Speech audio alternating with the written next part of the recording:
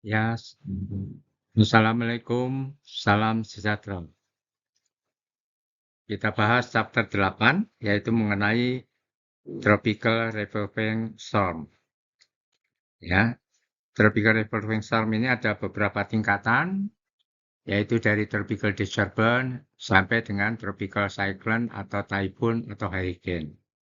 Nah, syarat terjadinya Tropical Revolving Storm ini adalah terjadi pada masa udara tropis dan dia terjadi di permukaan laut dan paling tidak pada lintang 6 derajat, ya, baik utara maupun selatan, setidak-tidaknya 500 km dari ekuator, di mana suhu air lautnya adalah minimal 26,5 derajat Celcius.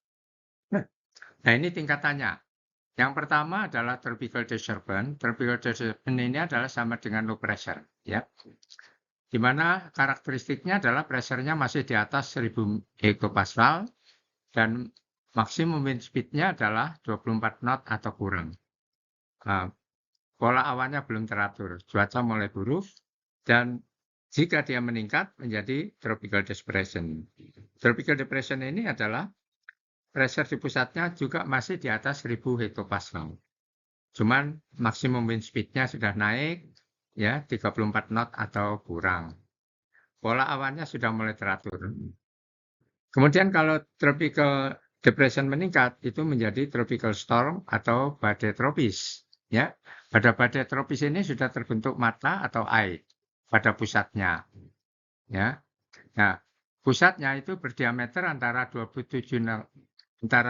km sampai 100 km dan average-nya adalah 27 nautical mile.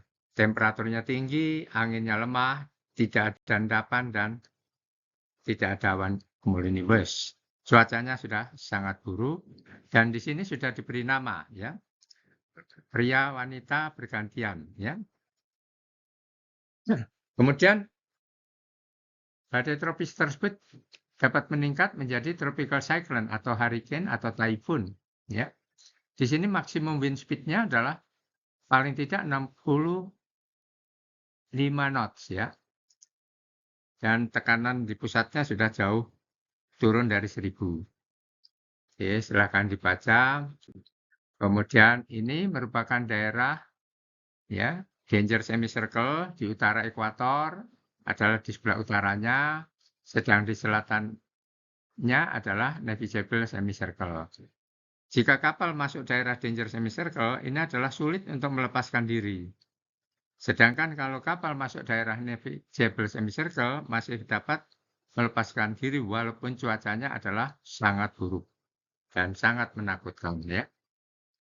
Nah, ini adalah di selatan, ya, ekuator. Selatan ekuator, daerah danger semicircle-nya adalah di sebelah sini, ya. Sedangkan navigable semicircle-nya adalah di sebelah kanan. Ini track ini lintasannya, lintasan daripada tropical cyclone tadi. Nah, ini adalah trajektori atau lintasan daripada tropical cyclone di utara ekuator. Ini tepat di 30 derajat dia belok, ya. Sehingga dia gerakannya seperti parabolik, ya. Nah, ini trajektorinya tergantung daripada global wind dan Coriolis wind, ya, dan faktor-faktor lain. Misalnya daratan, temperatur yang dilalui dan sebagainya. Nah, ini tanda-tanda, ya, jika didekati pusat daripada tropical cyclone, ya. Pada jarak 500 nautical mile, itu barometer di atas kapal sudah mulai menurun, ya. Dan menurun secara kontinus, ya, tapi perlahan-lahan. Ya, silakan dibaca. Nah, kemudian ini dari foto satelit seperti ini menunjukkan sirkulasi ini, ya. Ini di utara ekuator. Nah, ini hitam ini menunjukkan temperaturnya tinggi. Ya, ini pusatnya. Pusat tropical cyclone, ya. Ini sirkulasinya. Makin putih awannya makin temperaturnya rendah. Nah, ini contohnya, ini ada Typhoon Hagibis yang melanda Jepang, ya. Oke, ini warna-warnanya adalah merupakan kecepatan angin. Misalnya ini merah, ya. kecepatan angin adalah 45 knot atau lebih, ya, dan seterusnya.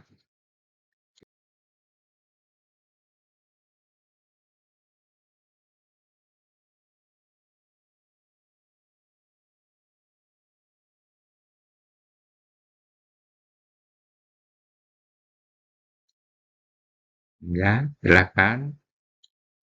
Nah, ini pada saat terjadi tropical cyclone Hagibis yang melanda Jepang, ya. Nah, ini perhatikan, dia mengalami penurunan kecepatan, ya. Misalnya pada hari Jumat, dia kecepatannya maksimum wind speed-nya center-nya adalah 130 mil per jam. Kemudian Sabtu, dia adalah 100 mil per jam.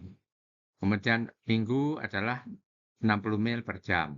Untuk itu silakan, cari kenapa dia bisa menurun intensitasnya, ya.